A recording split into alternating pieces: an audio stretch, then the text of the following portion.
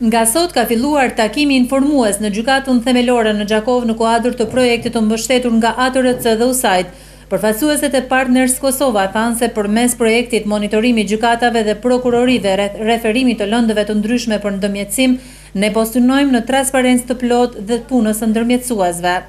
Në programin e ndërmjetësimit, përveç qendrës, ofrimit të trajnimeve elementare dhe të avansuara, si dhe seancave të mbikëqyrura, qendra me sukses ka realizuar edhe projektin e hapjes së dy qendrave të reja, njërën në Gjakov dhe njërën në Ferizaj, me mbështetjen financiare të UNDP-s.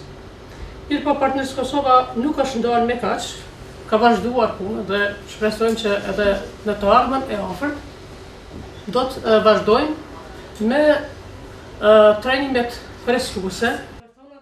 Do të jemi vigjilent gjatë 7 muajve sa do të zgjas projekti, u tha në këtë prezantim. Synim kryesor kemi rritjen e transparencës.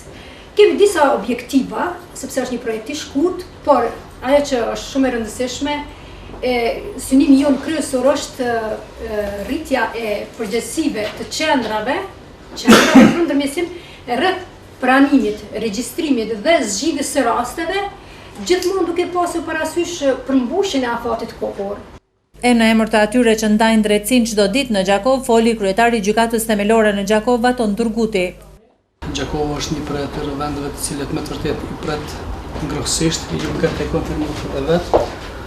Dhe kjo nuk ka dyshim se ne këtë nuk do ta ndërprej, por kundazi do ta fillojmë edhe më tepër këtë bashkëpunim interinstitucional.